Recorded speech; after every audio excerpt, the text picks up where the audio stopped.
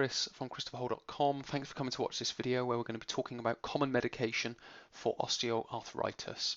And before we get started into the medication and what it does, it's important to say that I'm not a doctor. I don't prescribe any medication to my clients or any patients or anything like that. I'm an exercise professional and I'm involved in the education and application and delivery of exercise with the people that I work with who have certain injuries, certain conditions, and other more healthy people who are involved in more fitness related exercise. So that kind of hopefully just sort of positions the video. It is an educational video rather than a you should do this or you shouldn't do that type of video. So to begin, the goal of medication is to reduce pain and improve function.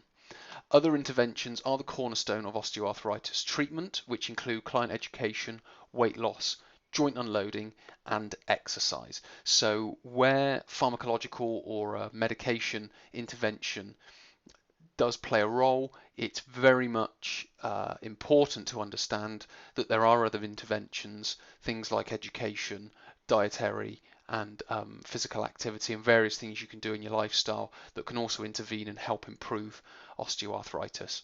But with regards to medication that is out there, medication that you might be taking or you might have been prescribed to take, here's some information and some better understandings of what that medication is and possibly what it does. So the first one, the class of drug, is analgesic, and these are paracetamol, codeine and other medication like that. Their action is to inhibit the brain to feel pain. So it's one of those that dulls the feeling of pain so you're able to manage and carry on with life. There are some common side effects, things like nausea, vomiting, constipation and drowsiness. That's sort of like the first class of drug. The second class of drug is non-steroidal anti-inflammatories, which are things like aspirin and ibuprofen and various other painkillers, Nurofen, naproxen, and things like that. So they're involved in reducing pain, swelling, and stiffness.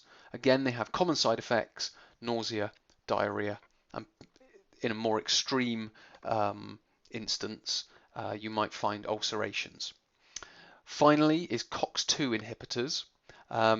These are there to inhibit the enzyme COX-2, which is involved in the inflammation pathway. So again, it's there to as a kind of anti-inflammatory, but not a direct anti-inflammatory. It's more to do with this COX-2 enzyme.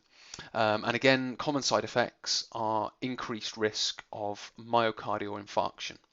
So hopefully that's been useful for you. Again, to remember, it's not here to deter you from taking the medication, but what it might do is incentivize you to use other interventions to manage your osteoarthritis.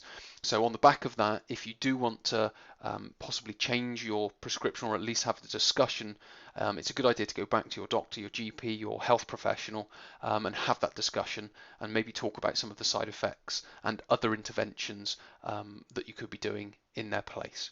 Okay, so many thanks for watching the video. My name is Chris from christopherhall.com. I will speak to you in a future video.